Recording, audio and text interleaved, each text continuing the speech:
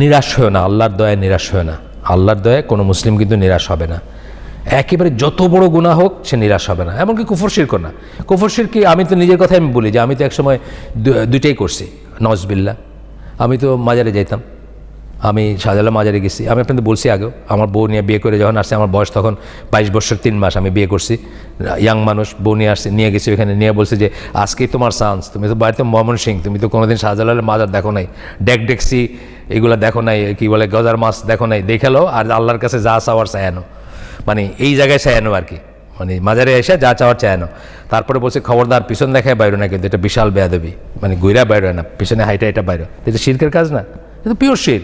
আমি তওবা করছি, আমি আল্লাহর কাছে মাফ চাইছি, আমার জ্ঞান ছিল না, আমার ছিল। আপনারাও কি করে থাকতে পারেন কোনোদিন? আমাদের এখানে যারা আছে, আমি না হলে আমার বাপ মারা 100% হয়তো এই পন্থী ছিলেন, তাই না? আমার মা মারা গেলেন 2014 সালে।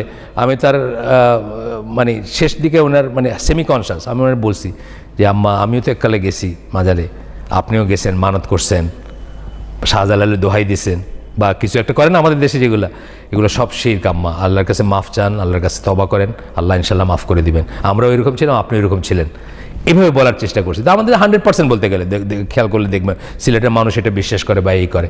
কিন্তু আল্লাহর দয়ায় আমরা নিরাশ হব না। আল্লাহর দয়ায় নিরাশ কে হয়েছে? একমাত্র শয়তান, তাকে ডিক্লেয়ার্ড, সে আর তার কোনো আশা নাই।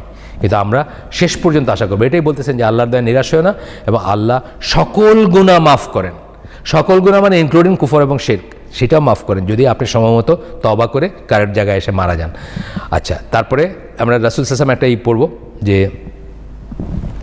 একজন মানুষ রাস্তায় হাঁটতে গিয়ে, এটা হচ্ছে বুখারীর হাদিস, রাস্তায় হাঁটতে গিয়ে সে রাস্তা থেকে কাঁটাওয়ালা একটা ডাল সরায় ফেলে দিল। আল্লাহ হয়তো এই দিকটা, এই কাজটা তার পছন্দ করে তার সমস্ত গুনাহ মাফ করে দেবেন। বলতেছেন যে আল্লাহ হয়তো মানে এইটা করার সময় সে মনে রাখবে সে রিওয়ার্ড চায়, একমাত্র আল্লাহর কাছে রিওয়ার্ড চায়। এটা কিন্তু একটা মানে এই জিনিস। আপনি দেখবেন অনেক বেয়াদব আছে, যে সুফি পীরপন্থী আছে, বলছে আমরা আল্লাহর কাছে কিছু চাই না, আমরা এখানে আল্লাহরে ভালোবাসি। কত বড় বেয়াদব, চিন্তা করেন। মানে আল্লাহর কাছে চায় না, মানে যে আল্লাহর যে দেওয়ার যে ক্যাপাবিলিটি, বা আল্লাহর আমরা দোয়ার কথাটা মানেই হচ্ছে, দোয়া হচ্ছে ইবাদতের এসেন্স। লেবু চিপলে যে রস বেরোয়, এটা হলো লেবুর এসেন্স, লেবুর নির্যাস, আর দোয়া হচ্ছে ইবাদতের নির্যাস। আমরা দোয়া করি, আমরা ইবাদত করি হইলো, দোয়া হচ্ছে ইবাদতের নির্যাস, মাফ করবেন, দোয়া হচ্ছে ইবাদতের এসেন্স, নির্যাস। আমরা ইবাদত করি চাওয়ার জন্য, সেটা কারো বাড়ি, কারো সুন্দরী বউ হইতে পারে, কারো জাহান্নাম থেকে পরিত্রাণ হইতে পারে, কারো জান্নাত হইতে পারে। কিন্তু যা কিছু চাই কার কাছে চাই? ইয়াকা নাবুদু ওয়া ইয়াকা নাস্তাইন, যিনি দিতে পারে তার কাছে চাই। কত বড় বেয়াদব কইতেছে আমরা আল্লাহরে ফর দ্য সেক অফ ভালোবাসার জন্য ভালোবাসি, আমরা কিছু চাই না, আছে কিন্তু।